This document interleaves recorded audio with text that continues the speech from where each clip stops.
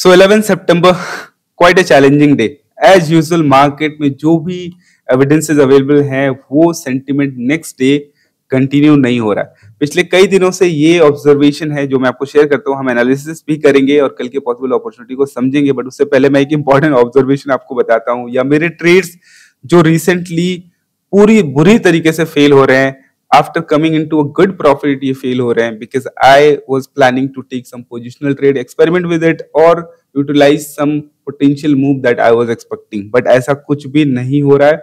Market हर दूसरे दिन flip कर जा रहा है और इसलिए ऐसा लगता है I am still carrying some position and this is probably going to be my last attempt positionally, because eventually profits मैं लेके नहीं जा पा रहा हूँ। I have to switch back to intraday setups only because market is keep on flipping from one side to other side.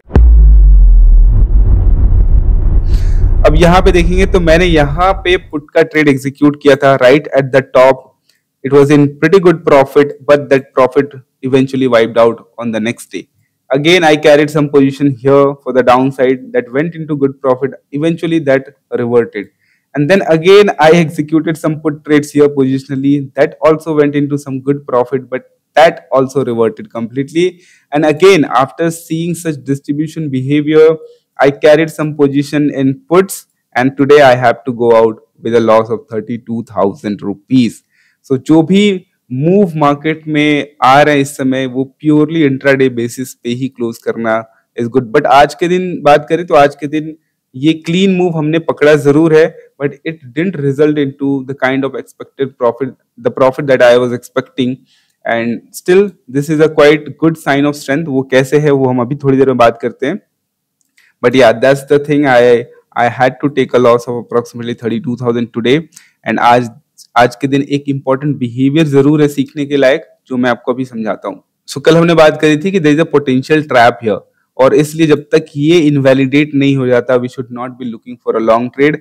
और अगर market morning में यहाँ से या तो इसके नीचे खुलता है या फिर ओपनिंग में इस लो को तोड़ देता है, then this will become a potential trap, और we can say the trap invalidation level, जिसके पहले we will not be looking for any long trade. So market ने मॉर्निंग में ना ही स्ट्रेंथ का कंफर्मेशन दिया है और ना ही वीकनेस कंफर्म करा है, right. And there is a possibility that it may go on to the down side, क्योंकि ये ट्रैप वैलिड है. इसलिए on the higher side I was looking for put opportunity.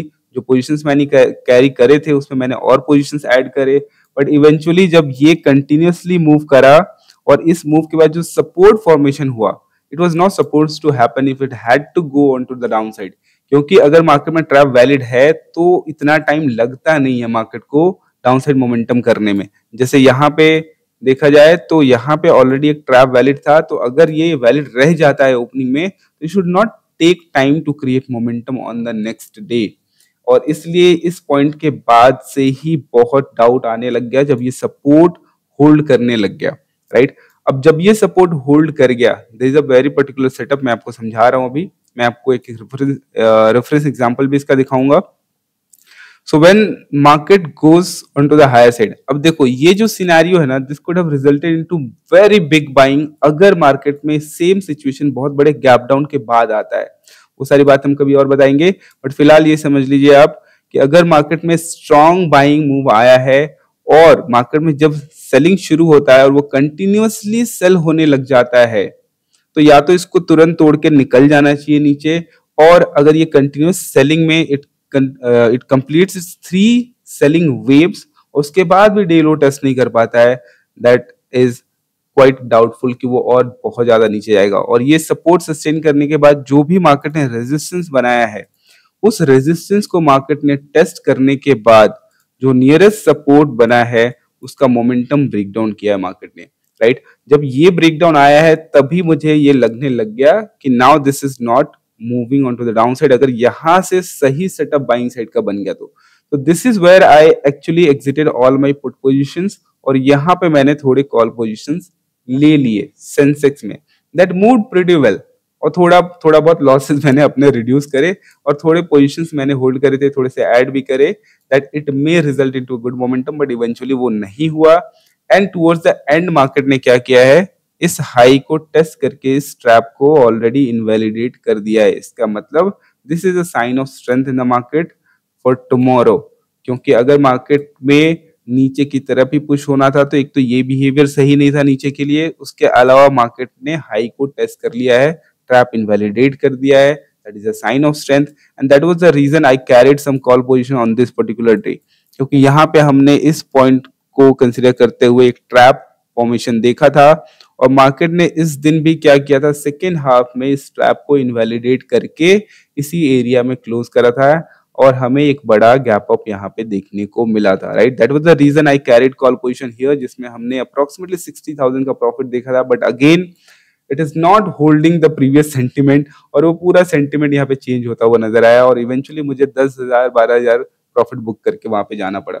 But same condition है, same scenario है that market has invalidated the trap and it is holding at higher level. तो again primary जो view है वो क्या है कि market में यहाँ से बाइंग साइड प्रोसीड कर सकता है, मार्केट में फिर से गैप अप आ सकता है और गैप अप बड़ा आया तो शायद इट में trigger short covering this time.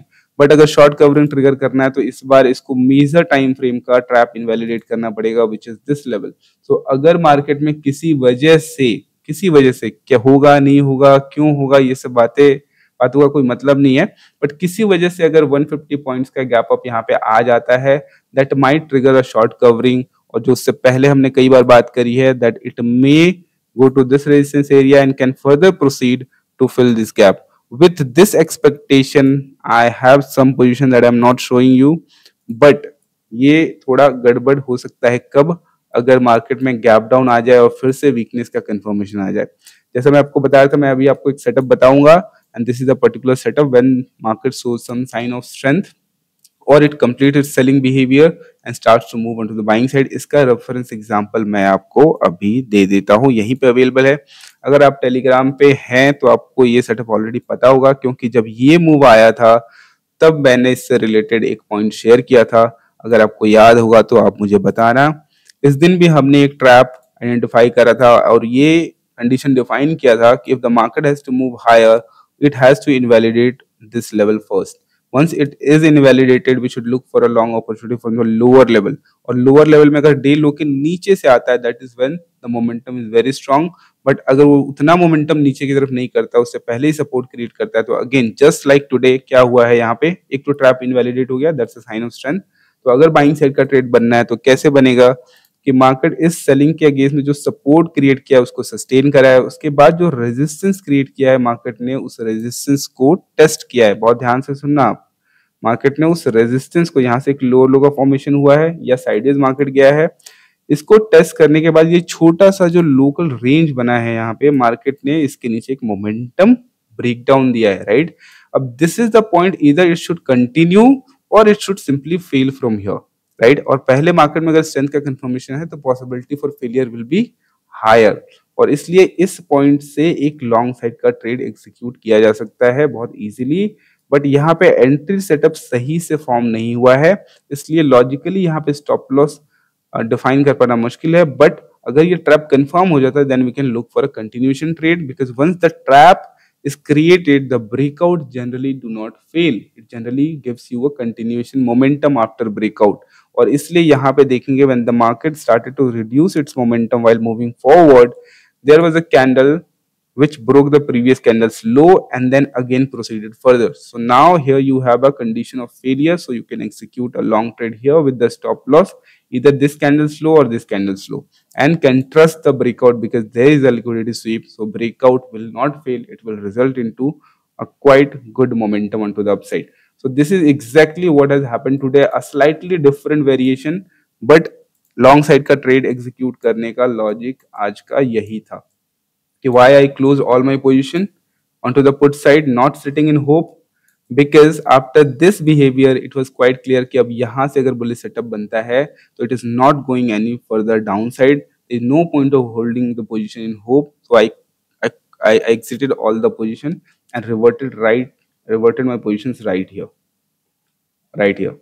But since I was sitting in loss, quite good losses, I did not take any big position, बड़ा position नहीं लिया because मुझे और ज़्यादा loss बढ़ाना नहीं था और ये एक independent trade था जिसमें एक अच्छा momentum आने के बाद I booked some profit, but the profit was not enough because position size छोटा था और ये momentum आपको clean तो दिख रहा है but ये बहुत बड़ा move नहीं है actually। ये अच्छा तो दिख रहा है ऐसे देखने में but the move is not that big। This move is approximately that of 56 point on index, which is like nothing. ठीक है, तो कोई खास मूव या मोमेंटम यहाँ पे हुआ नहीं है, बट ये जरूर क्लियर है कि मार्केट में स्ट्रेंथ का कंफर्मेशन है, तो इसलिए priority will be given to the long side trade if it comes up with a gap up. अब मैं आपको एग्जैक्ट सेटअप का सिनेरियो बताता हूँ, क्योंकि क्योंकि मार्केट में आज का क्लोजिंग हायर लेवल पे तो हुआ है, बट मोमेंटम स्ट्रेंथ का क्लोजिंग नहीं हुआ है। इसका मतलब कल ओपनिंग के बाद बाइंग साइड के ट्रेड में डायरेक्ट एंगेज होना विल नॉट बी लॉजिकल। इसका मतलब एक सेलिंग मोमेंटम होने के बाद बाइंग साइड का ट्रेड लेंगे, that will be a higher probability side trade, right. So इससे पहले कि मैं आपको बाइंग साइड के सेटअप समझाऊं, मैं आपको पहले सेल साइड का कंडीशन बता देता हूं।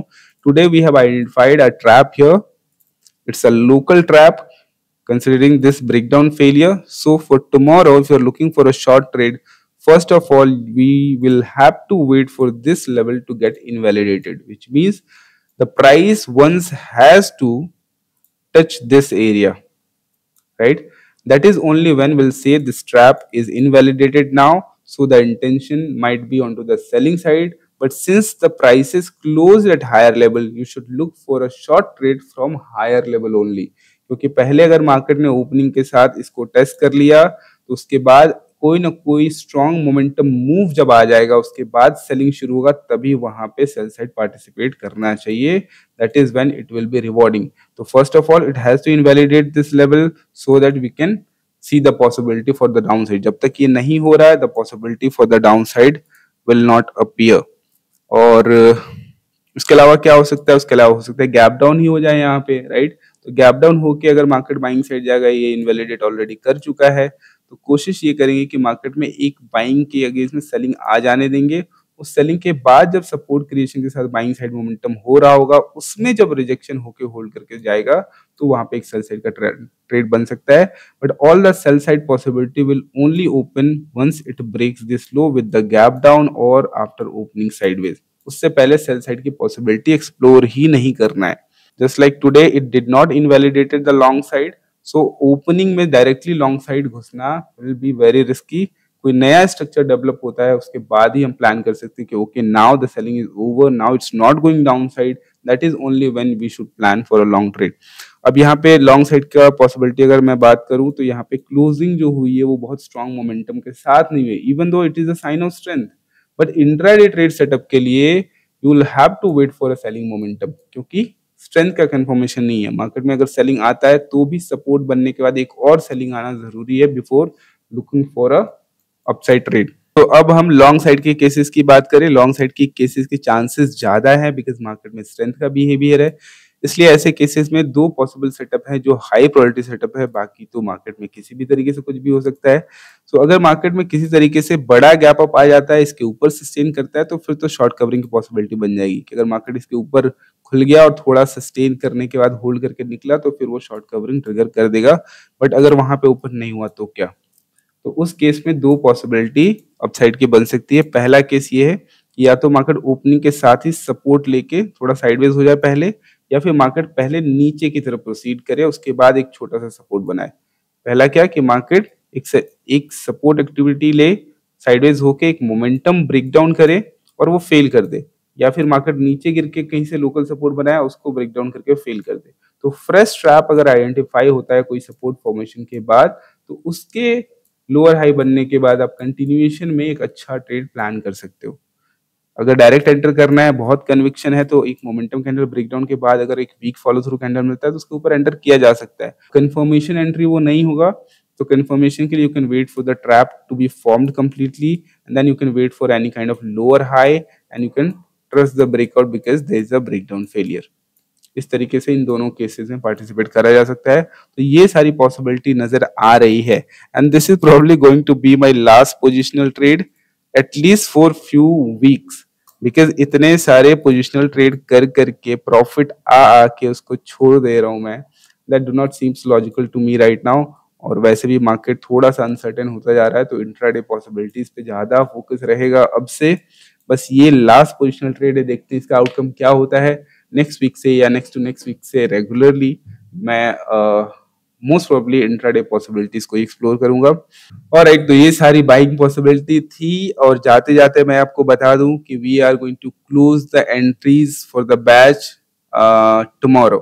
सो टिल टुमारो अगर किसी को भी अपना रिस्पॉन्स वहां पे सबमिट करना है तो form will be available by tomorrow evening. I will be removing all the form. जो भी रिस्पॉन्सेस है ऑलमोस्ट कंप्लीट हो रहे हैं, तो will not be taking any new participants approximately till next 2 to 3 months, because next batch will be planned only after 2 to 3 months, when this batch will get completed and there will be time for their revision session, right? So आप मुझे बताना आज का दिन आपका कैसा रहा। My day was not very good, not very bad as well, but आजकल मार्केट में मोमेंटम इतना मेसी है, it is getting difficult to achieve a good risk reward ratio in the market unless you enter very precisely. This is what happening in the market. आप मुझे बताना, और एक बात और, आप मुझे अपना फीडबैक भी देना whether you are getting these points that I am trying to explain to you. ये सारी बातें आपको समझ में आ रही हैं या फिर कुछ भी लॉजिकल यहाँ नहीं लग रहा आपको। आप मुझे अपने कमेंट सेक्शन में अपना फीडबैक जरूर देना। I try to improve myself अगर कुछ एक्सप्लेनेशन में कंफ्यूजन रह रहा है तो। Thank you so much for watching. I will see you in the next video. Bye bye.